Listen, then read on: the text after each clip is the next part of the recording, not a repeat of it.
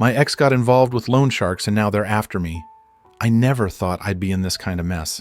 My life was pretty ordinary until my ex got involved with loan sharks and now they're after me. It all started innocently enough. We broke up, but we stayed in touch, mostly because we had mutual friends and it felt easier to keep things civil. But then I started getting weird vibes, late-night calls, cryptic texts from numbers I didn't recognize. At first, I thought it was just spam, but then I noticed my ex acting strange, more paranoid than usual, always looking over their shoulder and avoiding certain places and people. One night, they came to me in a panic. "I need to borrow some cash," they said, eyes wide with fear. "It's urgent." I asked what was going on, but they just kept dodging the question. Finally, they blurted out, "I borrowed money from some people, and now they want it back." "People?" I repeated. "What people?" They wouldn't say, just mumbled something about needing to pay back a loan. I was stupid enough to lend them some money, thinking it would solve the problem, but it didn't.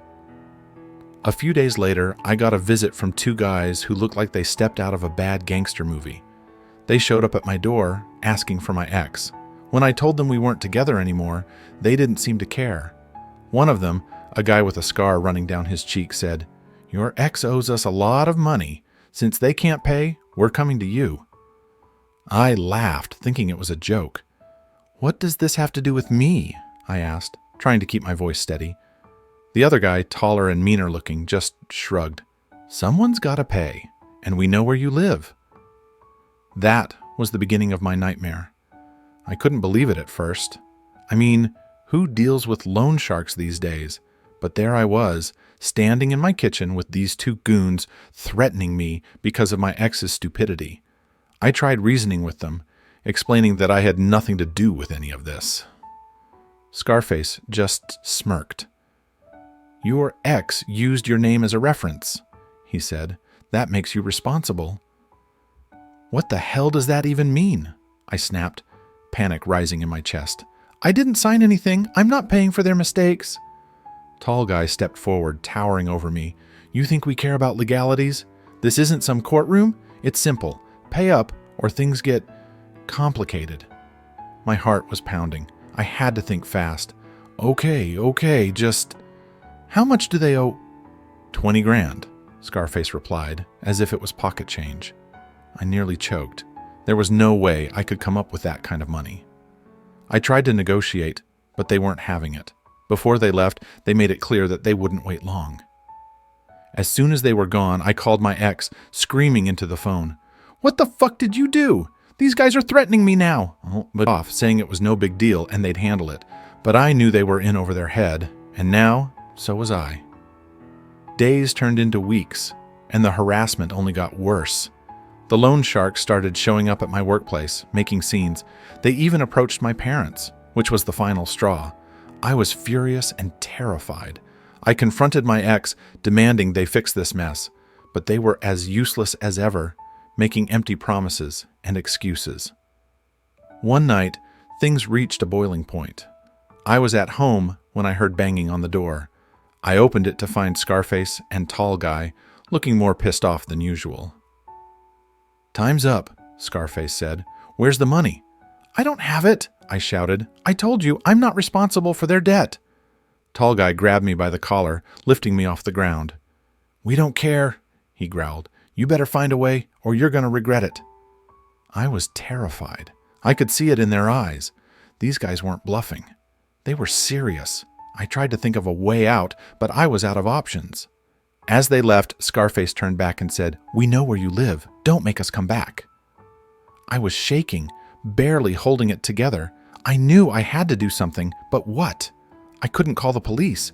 These guys didn't seem like they were afraid of the law, and asking my parents for help was out of the question. They'd freak out. I was stuck, and the clock was ticking. I hit my breaking point a few days later. The loan sharks had started following me, making sure I knew they were always watching. My anxiety was through the roof, and I could barely function. One night, I decided I couldn't take it anymore. I confronted my ex, demanding they come clean and fix this, but they were more useless than ever, mumbling about trying to work something out. That's when I lost it. I shouted at them, venting all my frustration and fear. "You put me in danger. You made me a target. How could you do this?" They just stared at me, looking guilty and scared. But there was something else in their eyes, something I hadn't seen before: desperation. They were trapped too, and they knew it. Just when I thought things couldn't get worse, they dropped a bombshell. "There's more," they said, barely above a whisper. "I owe them more than 20 grand. It's closer to 50. I felt like the floor had dropped out from under me.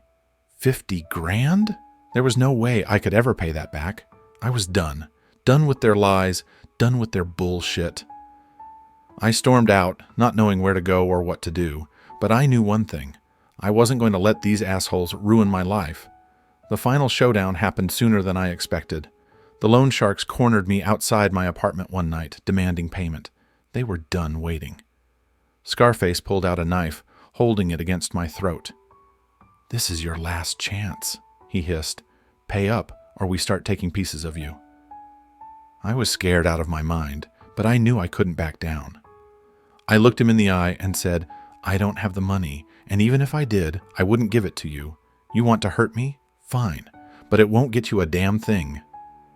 Scarface hesitated, clearly not expecting that. Tall guy looked confused, like he didn't know what to do next. I took a deep breath and pressed on. "You know my ex is never going to pay you. You're wasting your time. If you hurt me, you'll just have the cops on your ass." It was a bluff, and a shaky one at that, but it worked. Scarface backed off, glaring at me. "This isn't over," he snarled. But they left, leaving me standing there, shaking with adrenaline. In the end, my ex skipped town, leaving me to clean up the mess. I talked to a lawyer who advised me to get a restraining order and document everything. It wasn't much, but it was something. The loan sharks never came back, probably realizing they weren't going to get anything from me. I wish I could say it all ended there, but life doesn't work that way. My ex reappeared a few months later, trying to apologize and make things right. I told them to fuck off. I wasn't going to let them drag me down again. Update: it's been a few months since the whole ordeal with the loan sharks.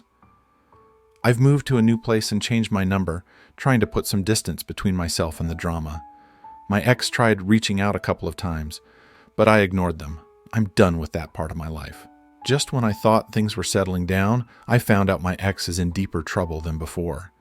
They somehow managed to piss off even more dangerous people, and now they're hiding. Good riddance, I say. I'm still a bit paranoid, though, always looking over my shoulder. I guess it'll take time to feel safe again. I hope. I got a call from a mutual friend saying my ex was picked up by the cops for some unrelated charges. Apparently, they tried to pull another scam and got caught. Serves them right. As for me, I'm focusing on moving forward. I've learned my lesson. Never let anyone drag you into their mess. It's not worth the price. So, yeah, that's my story. It was a crazy one, and I'm still processing everything. But I'm glad it's over. I just hope I never have to deal with anything like that again.